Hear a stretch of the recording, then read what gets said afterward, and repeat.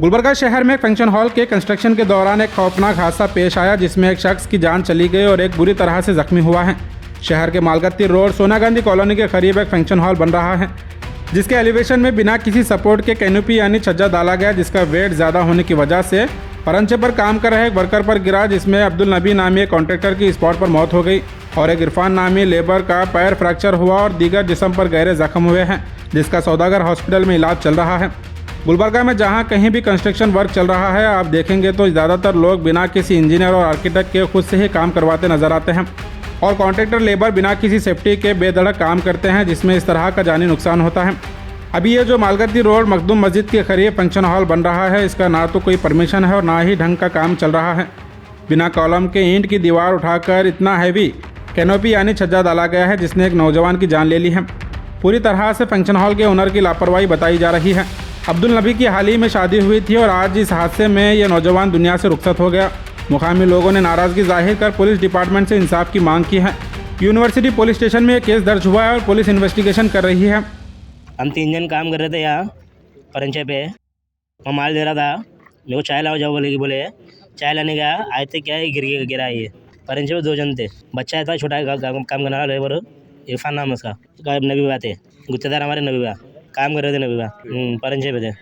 सोना कॉलोनी से के बाद मस्जिद मखदूम के पास वहाब जिलानी लेविट में एक इलीगल जो फंक्शन हॉल तैयार किया जा रहा था, आज ठीक 3 बजे सा जो काम चल रहा था, ऊपर का जो लेंटल रहता है जो बगैर सलाई का बगैर इसका सलाब डाल के है ना काम कर रहे थे, उसके ऊपर नीचे गिलावा कर रहे थे सेंटरिंग वाले, नीचे जो गौंडी रहते हैं नीचे काम कर रहे थे। ऊपर से जो लेंटल रहता है ऊपर का जो बड़ा छज्जा रहता है, बड़ा छज्जा डाले हो इलीगल तरीके से बगैर लेंटल बगैर स्लैब का बगैर सलाई का, ये डालने के बावजूद वो जो बच्चे नीचे काम कर रहे थे उसके ऊपर से उनके ऊपर गिर गया। वो आज एक गिरने के बाद एक हमारे जो महल्ले का बच्चा है अब्दुल नबी जो जगह पे डेथ हो गया है और एक बच्चा सीरियस है जो उसको हॉस्पिटल शरीक किया गया है। और ये जो परमिशन, इसका परमिशन नहीं है इस फंक्शन हॉल का, ये परमिशन नहीं है, इलीगल तरीके से ये बनाया जा रहा था ये, और कंस्ट्रक्शन का कोई परमिशन नहीं इसका। जो कौन बना रहे, कैसा बना रहे, परमिशन लेना इसका, इसके प्रोटेक्शन करना इसका कुछ भी नहीं। इसके एक इंसान की जान चली गई, जो जवान बच्चा यंग बच्चा है शादीशुदा, इसका स्पॉट पे डेथ हो गया। इसका कौन जिम्मेदार है इसका?